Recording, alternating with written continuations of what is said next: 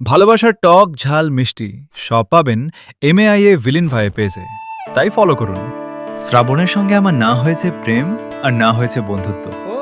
বিশ্ববিদ্যালয়ে 4 বছর আমরা স্রেফ সহপাঠী ছিলাম, সামনে পড়লে দু একটা কথা হতো এমন। শ্রাবণ অবশ্য ডিপার্টমেন্টের পরিচিত মুখ, সবার সঙ্গেই মিশে যেত। এমন কোনো ইভেন্ট হয়নি যেখানে শ্রাবণের অংশগ্রহণ ছিল না, পর্দার সামনে হোক কি পেছনে। সেখানে আমি এক অসামাজিক প্রাণী, প্রয়োজনীয় ক্লাস ছাড়া ক্যাম্পাসে পা পড়তো না।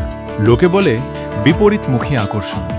সেই আকর্ষণ আমার মাথায় চেপে বসেছিল দ্বিতীয় বর্ষের শুরুতে।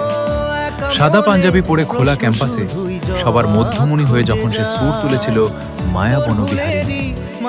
নাকের ডগায় চশমা ঝুলিয়ে সারাক্ষণ বইয়ে মুখ গুজে থাকা আমি হঠাৎ করে উপলব্ধি করেছিলাম জীবনের বৈচিত্র্য। সেদিন প্রথমবারের মতো আমার ইচ্ছা হয়েছিল ওদের মতো, শ্রাবণের মতো প্রাণ ভরে বাঁচতে, গাইতে, হাসতে। ইচ্ছা হওয়া অবধি যা, আমার আর নিজের গণ্ডির বাইরে আসা হয়নি। তবে এরপর যত অনুষ্ঠান উৎসব হয়েছে সেসবেই গিয়েছিলাম। এক কোণে দাঁড়িয়ে মুগ্ধ হয়ে শুনতাম শ্রাবণের গান, দেখতাম তার হাস্যোজ্জ্বল মুখ, কপালে ছড়িয়ে থাকা এলোমেলো চুল আর চশমার আড়ালে থাকা দুটো চোখ। সামনে পড়েছিলাম একবার, কপট বিস্ময় নিয়ে শ্রাবণ বলেছিল, ইন্দুমতি যে কি মনে করে, ভুলে ক্লাস আছে ভেবে চলে এসেছো? আমি বলতে পারিনি কিছু, কেবল টের পেয়েছিলাম আমার মনে বেজে ওঠা রবীন্দ্রনাথের শেষ সুর, দূর হতে আমি তারে সাধিব। এই নীরব সাধনাতেই পেরোলো দিন। দোরগোড়ায় হাজির হলো ফাইনাল সেমিস্টার। দিন দুনিয়া এক করে বইয়ের পাতায় ডুবে আছি, এমন এক রাতে ফোন এলো অপরিচিত নম্বর থেকে। রিসিভ করতেই ওপাশ থেকে ভেসে এলো পরিচিত স্বর, এই ইন্দুবালা, একটা বাজি ধরবে? শ্রাবণ। আরে হ্যাঁ আমি, বলো ধরবে? কি? কে বেশি সিজি তুলবে এবার, তুমি না আমি? যে জিতবে তার একটা স্পেশাল ট্রিট পাও না। বাজি? বাজিতে শ্রাবণ হেরে গেল। কিন্তু সেদিনের পর এ বিষয়ে কোনো কৌতূহল সে দেখায়নি। কনভোকেশনের দিনও তার দেখা পায়নি। কোন খেয়াল চেপেছিল কে জানে। আমি অপেক্ষায় রইলাম, তবু ঠিক কিসের জানা নেই। এদিকে বাড়ি থেকে পাত্রদের খোঁজ শুরু হলো।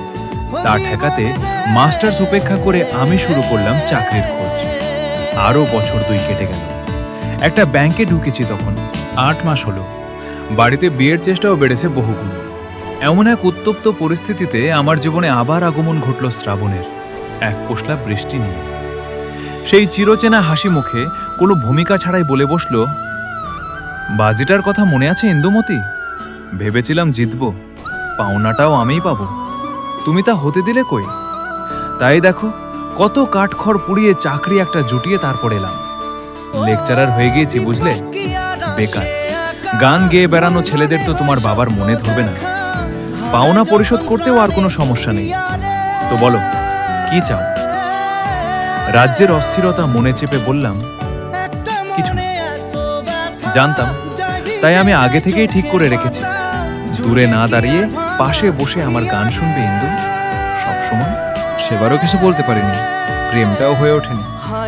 তবে এই সুযোগ্য পাত্রের আকর্ষণীয় সম্বন্ধ লুফে নিয়েছিলেন আমার বাবা। এক অপ্রেমের গল্প নিয়ে আমি জুড়ে গেলাম শ্রাবণের সঙ্গে। সময় পেরোলো, আমরা পাল্টাল না আমাদের অপ্রেম। ইন্দুর সঙ্গে এক একটি বিশেষণ জুড়ে তার আমাকে ডাকা।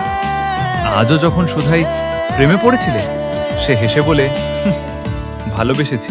ভালোবাসার টক ঝাল মিষ্টি সব পাবেন এমএআইএ ভিলেন ভাই পেজে, তাই ফলো করুন।